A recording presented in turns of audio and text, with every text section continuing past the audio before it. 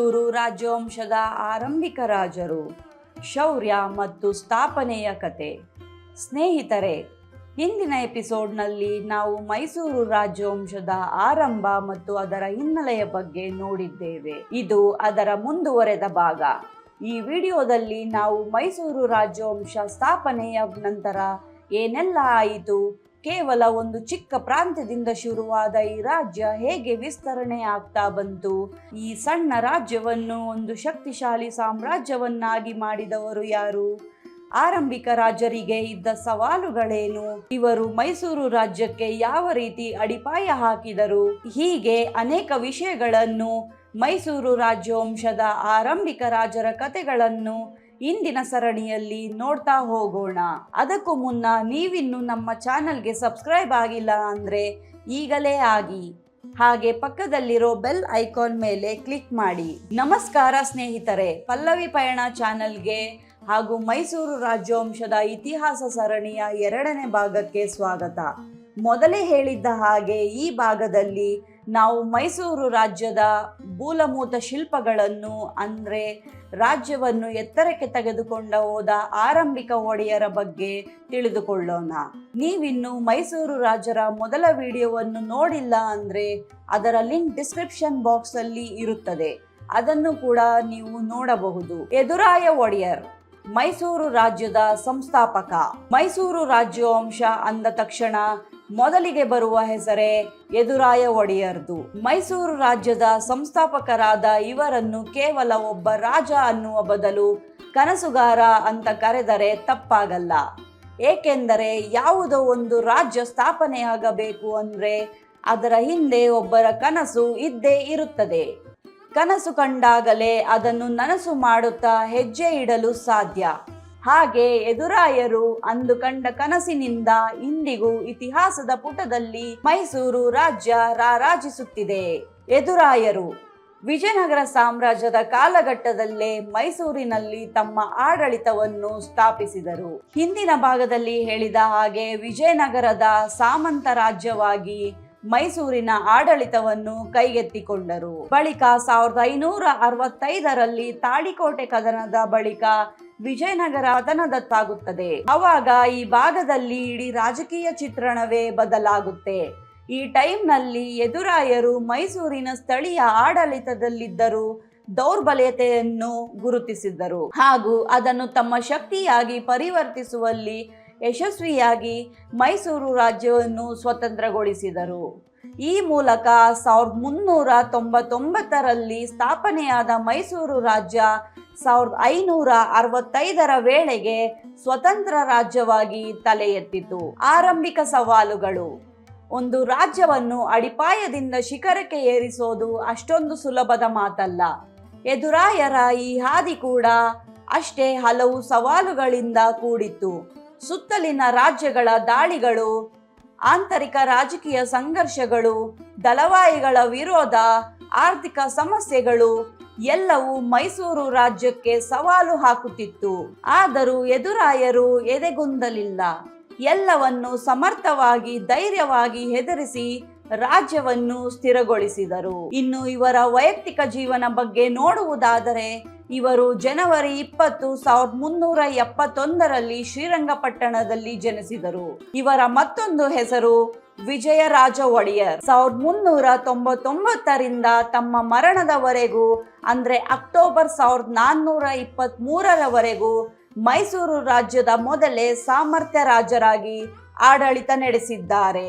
ಇನ್ನು ಯದುರಾಯರ ನಂತರ ಅವರ ಉತ್ತರಾಧಿಕಾರಿಯಾದ ಹಿರಿಯ ಬೆಟ್ಟದ ಚಾಮರಾಜ ಒಡೆಯರ್ ಅಥವಾ 1ನೇ ಚಾಮರಾಜ ಒಡೆಯರ್ ಅಧಿಕಾರಕ್ಕೆ ಬರುತ್ತಾರೆ. ಇವರು ಅಂದಿನ ಮೈಸೂರು ರಾಜ್ಯದ 2ನೇ ರಾಜರಾಗಿ ಸೇವೆ ಸಲ್ಲಿಸಿದ್ದಾರೆ. ಯದುರಾಯರ ಮರಣದ ನಂತರ ತಮ್ಮ 24ನೇ ವಯಸ್ಸಿನಲ್ಲಿ 1423ರಲ್ಲಿ ಅಧಿಕಾರ ವಹಿಸಿಕೊಳ್ಳುತ್ತಾರೆ. ಇವರ ಟೈಮಲ್ಲೂ ಕೂಡ ಮೈಸೂರು ರಾಜ್ಯ ಇನ್ನು ವಿಜಯನಗರದ ಸಾಮಂತ ರಾಜ್ಯವಾಗಿಯೇ ಇತ್ತು ಹಾಗೂ ರಾಜ್ಯ ಅಷ್ಟೇನು ವಿಸ್ತರಿಸಲಿಲ್ಲ. ಸುಮಾರು 36 ವರ್ಷಗಳ ಕಾಲ ಮೈಸೂರು ರಾಜ್ಯದ ರಾಜರಾಗಿ ಸೇವೆ ಸಲ್ಲಿಸಿದ ಕೀರ್ತಿ ಇವರಿಗೆ ಸಲ್ಲುತ್ತದೆ. ವಿಜಯನಗರವನ್ನು ಆಳುತ್ತಿದ್ದ ಸಂಗಮ ವಂಶದ ಟೈಮ್ನಲ್ಲಿ ರಾಜಕೀಯ ಪರಿಸ್ಥಿತಿ ಸರಿ ಇರಲಿಲ್ಲ. ಇವರು ಅಧಿಕಾರದಲ್ಲಿ ವಿಜಯನಗರ ಸಾಮ್ರಾಜ್ಯ ಒಟ್ಟು 3 ರಾಜರ ಆಡಳಿತವನ್ನು ನೋಡುತ್ತದೆ. ವಿಜಯ ಬುಕ್ಕರಾಯ, ಎರಡನೇ ದೇವರಾಯ ಹಾಗೂ ಮಲ್ಲಿಕಾರ್ಜುನ ರಾಯ ಅಂತ ಟೈಮಲ್ಲೂ ಇವರು ರಾಜ್ಯವನ್ನು ಅಚ್ಚುಕಟ್ಟಾಗಿ ನಡೆಸಿಕೊಂಡು ಹೋಗಿದ್ದಾರೆ ಎನ್ನಲಾಗಿದೆ. 1ನೇ ಚಾಮರಾಜ ಒಡೆಯರ್ ಅವರ ಆಡಳಿತ ಶೈಲಿಯನ್ನು ನೋಡುವುದಾದರೆ ರಾಜ್ಯವನ್ನು ವಿಸ್ತರಿಸುತ್ತಾ ಗಮನಹರಿಸಿದ್ದರು. ಅವರು ರಾಜ್ಯ ವಿಸ್ತರಣೆಗೆ ಸೇನೆಯ ಮೇಲೆ ಹೆಚ್ಚಿನ ಫೋಕಸ್ ಮಾಡಲಿಲ್ಲ. ರಾಜತಾಂತ್ರಿಕೆಯ ಕಥೆಯ ದಾರಿ ಹಿಡಿದರು. ಇವರು ಗ್ರಾಮ ಮಟ್ಟದ ಸಂಸ್ಥೆಗಳನ್ನು ಹಾಗೂ ಇತರ ಆಡಳಿತ ಮಂಡಳಿಗಳನ್ನು ತಮ್ಮ ನಿಯಂತ್ರಣಕ್ಕೆ ತೆಗೆದುಕೊಳ್ಳುವಲ್ಲಿ ಯಶಸ್ವಿಯಾದರು. ಈ ಮೂಲಕ ರಾಜತಾಂತ್ರಿಕತೆಯ ದೂರದ ಜನವಸತಿಯಲ್ಲಿದ್ದ ಸ್ಥಳಗಳನ್ನು ಹಾಗೂ ವಸಾಹತುಗಳಲ್ಲಿ ತಮ್ಮ ಅಧಿಕಾರ ಸ್ಥಾಪಿಸಿದರು. ಈ ಮೂಲಕ ಮೈಸೂರು ರಾಜ್ಯ ನಿಧಾನವಾಗಿ ವಿಸ್ತಾರಗೊಳ್ಳೋಕೆ 1ನೇ ಚಾಮರಾಜ ಒಡೆಯರ್ ಅಡಿಪಾಯ ಹಾಕಿಕೊಟ್ಟರು. ಇದು ಒಂದು ಮಹತ್ವದ ತಿರುವಾಗಿತ್ತು. ಇದೇ ವೇಳೆ ಅಂದಿನ ದಳವಾಯಿಗಳು ಹೊಸದಾಗಿ ಉದಯವಾಗುತ್ತಿದ್ದ ಮೈಸೂರು ರಾಜ್ಯವನ್ನು ಒಪ್ಪೋಕೆ ರೆಡಿ ಇರಲಿಲ್ಲ. ದಳವಾಯಿಗಳ ವಿರೋಧ ಇನ್ನು ಮುಂದುವರೆದಿತ್ತು. ಅವರನ್ನು ನಿಯಂತ್ರಿಸುವುದೇ ಒಂದು ದೊಡ್ಡ ಸವಾಲಾಗಿತ್ತು. ಆದರೆ ಇವರು ತಿರಸ್ಕಾರವನ್ನು ಕೂಡ ನಿಯಂತ್ರಿಸುವಲ್ಲಿ 1ನೇ ಚಾಮರಾಜ ಒಡೆಯರ್ ಅವರು ಹೆಸರುವಾಸಿಯಾಗಿದ್ದರು. ಯದುರಾಯರು 24 ವರ್ಷಗಳ ಕಾಲ ಆಡಳಿತ ನಡೆಸಿದ್ದರೆ ಅವರ ಹಿರಿಯ ಪುತ್ರ ಹಾಗೂ ಮೈಸೂರು ರಾಜ್ಯದ 2ನೇ ರಾಜ 1ನೇ ಚಾಮರಾಜ ಒಡೆಯರ್ ಒಟ್ಟು 36 ವರ್ಷಗಳ ಕಾಲ ಆಡಳಿತ ನಡೆಸಿ 1459ರಲ್ಲಿ ತಮ್ಮ ಕೊನೆಯುಸಿರನ್ನು ಎಳೆಯುತ್ತಾರೆ. ಸ್ನೇಹಿತರೆ, 1ನೇ ಚಾಮರಾಜ ಒಡೆಯರ್ ಅವರ ಮರಣದ ನಂತರ ಅವರ ಪುತ್ರನಾದ ತಿಮ್ಮರಾಜ ಒಡೆಯರ್ ಅವರು 1459ರಲ್ಲಿ ಮೈಸೂರು ರಾಜರಾಗಿ ಅಧಿಕಾರಕ್ಕೆ ಬರುತ್ತಾರೆ. ಅಕ್ಟೋಬರ್ 3, 1433ರಲ್ಲಿ ಜನಿಸಿದ ಇವರು ಮೊದಲ ಹೆಸರು ಅಪ್ಪಣ್ಣ ತಿಮ್ಮರಾಜ್. ತಮ್ಮ ತಂದೆಯ ಮರಣದ ನಂತರ 25ನೇ ವಯಸ್ಸಿನಲ್ಲಿ ಮೈಸೂರು ರಾಜ್ಯ 3ನೇ ಅರಸರಾಗಿ ಅಧಿಕಾರಕ್ಕೆ ವಹಿಸಿಕೊಳ್ಳುತ್ತಾರೆ. ಇವರ ಆಡಳಿತ ಕೂಡ ಯದುರಾಯರು ಹಾಗೂ 1ನೇ ಚಾಮರಾಜ ಒಡೆಯರ್ ಅವರ ರೀತಿಯೇ ಇತ್ತು. ವಿಜಯನಗರ ಸಾಮ್ರಾಜ್ಯದ ಅಧೀನದಲ್ಲಿ ಸಾಮಂತ ರಾಜ್ಯವಾಗಿಯೇ ಮೈಸೂರು ರಾಜ್ಯ ಮುಂದುವರೆದುಕೊಂಡು ಬಂದಿತು. ಇವರು ಕೂಡ ತಂದೆ 1ನೇ ಚಾಮರಾಜ ಒಡೆಯರ್ ರೀತಿಯ ಹೆಚ್ಚಿನ ಸ್ಥಳಗಳನ್ನು ಮೈಸೂರು ರಾಜ್ಯಕ್ಕೆ ಸೇರಿಸುವ ನಿಟ್ಟಿನಲ್ಲಿ ಕೆಲಸ ಮಾಡಿದ್ದಾರೆ ಎನ್ನಲಾಗಿದೆ. ಅವರ ತಂದೆ ರಾಜತಾಂತ್ರಿಕವಾಗಿ ಈ ಕೆಲಸ ಮಾಡಿದ್ದಾರೆ. ಪುತ್ರ ತಿಮ್ಮರಾಜ ಒಡೆಯರ್ ಸೇನೆಯ ಸಹಾಯದಿಂದ ಹಲವು ಸ್ಥಳಗಳನ್ನು ತಮ್ಮ ರಾಜ್ಯಕ್ಕೆ ಸೇರಿಸುವಲ್ಲಿ ಯಶಸ್ವಿಯಾಗಿದ್ದಾರೆ. ಇನ್ನು ಇವರ ಕಾಲಘಟ್ಟದಲ್ಲೇ ಉತ್ತರ ಭಾರತದಲ್ಲಿ ಮೊಘಲ್ ಸಾಮ್ರಾಜ್ಯ ಹೆಚ್ಚು ಬಲಿಷ್ಠವಾಗಿತ್ತು. ಬಹುತೇಕ ಉತ್ತರ ಭಾರತದ ಪ್ರದೇಶಗಳನ್ನು ತನ್ನ ವಶಕ್ಕೆ ತೆಗೆದುಕೊಂಡಿತ್ತು. ಅಲ್ಲದೆ ದಕ್ಷಿಣ ಭಾರತದ ಬಂದವರನ್ನು ಕೂಡ ತಮ್ಮ ವಶಕ್ಕೆ ತೆಗೆದುಕೊಳ್ಳೋಕೆ ಪ್ರಯತ್ನ ನಡೆಸಿದ್ದರು. ಇವರ ಪ್ರಯತ್ನಕ್ಕೆ ಉತ್ತರ ನೀಡಬೇಕೆಂದು ತಿಮ್ಮರಾಜ ಒಡೆಯರ್ 1478ರಲ್ಲಿ ನಿಧನರಾಗುತ್ತಾರೆ. ಸುಮಾರು 19 ವರ್ಷಗಳ ಕಾಲ ಮೈಸೂರು ರಾಜ್ಯವನ್ನು ಆಳಿದ ಕೀರ್ತಿ ಇವರಿಗೆ ಸಲ್ಲುತ್ತದೆ. ಸ್ನೇಹಿತರೆ, ಮೈಸೂರು ರಾಜ್ಯದ ಆರಂಭಿಕ ಅವಧಿಯಲ್ಲಿ ಅಂತ ದೊಡ್ಡ ಅಭಿವೃದ್ಧಿಯಾಗಲಿಲ್ಲ ಅಥವಾ ರಾಜ್ಯ ವಿಸ್ತರಣೆ ಆಗಲೇ ಇಲ್ಲ.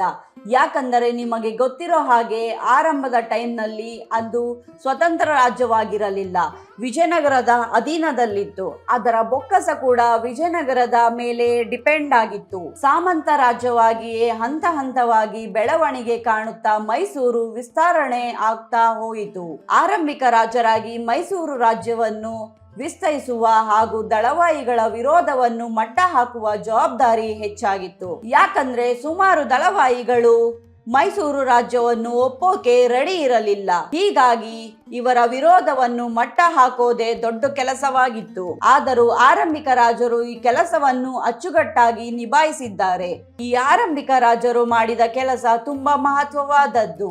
ರಾಜ್ಯವನ್ನು ಸ್ಥಿರಗೊಳಿಸಿದರು, ದಳವಾಯಿಗಳ ವಿರೋಧವನ್ನು ಕಡಿಮೆ ಮಾಡಿದರು, ಆಡಳಿತ ವ್ಯವಸ್ಥೆ ಬಲಪಡಿಸಿದರು, ಭವಿಷ್ಯದ ವಿಸ್ತರಣೆಗೆ ಅಡಿಪಾಯ ಹಾಕಿದರು. ಯಾವುದೇ ಸಾಮ್ರಾಜ್ಯವನ್ನು ಒಂದು ರಾತ್ರಿಯಲ್ಲಿ ಕಟ್ಟೋಕೆ ಆಗಲ್ಲ. ಅದಕ್ಕೆ ಹಗಲು ರಾತ್ರಿ ಶ್ರಮ ಪಡಬೇಕಾಗುತ್ತದೆ. ಹಾಗೆ ಈ ಕೆಲಸ ಒಬ್ಬರಿಂದ ಆಗೋಕೆ ಸಾಧ್ಯವಿಲ್ಲ. ಹಂತ ಹಂತವಾಗಿ ನಡೆಯುತ್ತದೆ. ಒಂದು ಮನೆ ಕಟ್ಟಬೇಕಾದ್ರೆ ನಮಗೆ ಅನೇಕ ಅಡ್ಡಿಗಳು ಬರುತ್ತವೆ. ಇನ್ನು ಒಂದು ದೊಡ್ಡ ರಾಜ್ಯವನ್ನು ಕಟ್ಟಬೇಕೆಂದ್ರೆ ಶತ್ರುಗಳ ಕಾಟ, ಜನರ ತಿರಸ್ಕಾರ, ಬೊಕ್ಕಸದ ಸಮಸ್ಯೆ, ಹೀಗೆ ಹಲವಾರು ತೊಂದರೆಗಳು ರಾಜರ ಮುಂದಿರುತ್ತದೆ. ಇವನ್ನೆಲ್ಲ ಎದುರಿಸಿ ಸೃಷ್ಟಿರ ರಾಜ್ಯ ಕಟ್ಟೋಕೆ ಧೈರ್ಯ, ಸಹನೆ, ತ್ಯಾಗ ಮತ್ತು ದೂರದೃಷ್ಟಿ ಬೇಕಾಗುತ್ತದೆ. ಮೈಸೂರು ರಾಜ್ಯದ ಆರಂಭಿಕ ರಾಜರು ಈ ಎಲ್ಲ ಗುಣಗಳನ್ನು ಹೊಂದಿದ್ದರು. ಅಲ್ಲದೆ ತಮ್ಮ ಮುಂದಿದ್ದ ಎಲ್ಲ ಸಮಸ್ಯೆಗಳನ್ನು ದಿಟ್ಟತನದಿಂದ ಎದುರಿಸಿ ಮೈಸೂರು ರಾಜ್ಯದ ಆರಂಭಿಕ ರಾಜರು ತಮ್ಮ ಅಧಿಕಾರವನ್ನು ಯಶಸ್ವಿಯಾಗಿ ನಿರ್ವಹಿಸಿಕೊಂಡು ಹೋಗಿದ್ದಾರೆ ಹಾಗೂ ಮುಂಬರುವ ರಾಜರಿಗೆ ಉತ್ತಮ ಅಡಿಪಾಯ ಹಾಕಿಕೊಟ್ಟಿದ್ದಾರೆ. ಇವರು ಹಾಕಿದ ಅಡಿಪಾಯದ ಮೇಲೆ ಮುಂಬರುವ ರಾಜರು ಮೈಸೂರು ರಾಜ್ಯ ಕಟ್ಟೋಕೆ ಸಾಧ್ಯವಾಗಿದ್ದು. ಸ್ನೇಹಿತರೆ, ಇದಾಗಿತ್ತು ಮೈಸೂರು ರಾಜ್ಯದ 2ನೇ ಸರಣಿ. ಮುಂದಿನ ಭಾಗದಲ್ಲಿ ಇನ್ನಷ್ಟು ಆರಂಭಿಕ ರಾಜರ ಬಗ್ಗೆ, ಅವರು ಎದುರಿಸಿದ ಸಮಸ್ಯೆಗಳ ಬಗ್ಗೆ, ಅವರ ಅಧಿಕಾರದ ಬಗ್ಗೆ, ಮೈಸೂರು ರಾಜ್ಯ ವಿಸ್ತರಣೆ ಬಗ್ಗೆ ನೋಡೋಣ. ಈ ಸರಣಿ ನಿಮ್ಮ ಕೈ ತಪ್ಪಿ ಹೋಗಬಾರದು ಅಂದರೆ ಈಗಲೇ ಸಬ್ಸ್ಕ್ರೈಬ್ ಆಗಿ ಪಕ್ಕದಲ್ಲಿರೋ ಬೆಲ್ ಐಕಾನ್ ಮೇಲೆ ಕ್ಲಿಕ್ ಮಾಡಲು ಮರೆಯಬೇಡಿ. ಇದರಿಂದ ನಿಮಗೆ ಮುಂದಿನ ವಿಡಿಯೋ ಅಪ್ಲೋಡ್ ಮಾಡಿದಾಗ ನೋಟಿಫಿಕೇಶನ್ ಬರುತ್ತದೆ. ನೀವು ತಪ್ಪದೇ ವಿಡಿಯೋ ನೋಡಬಹುದು. ಈ ಸರಣಿ ನಿಮಗೆ ಇಷ್ಟವಾದರೆ ಲೈಕ್ ಮಾಡಿ, ಶೇರ್ ಮಾಡಿ. ಮುಂದಿನ ಸರಣಿಯಲ್ಲಿ ಭೇಟಿಯಾಗೋಣ. ಧನ್ಯವಾದಗಳು.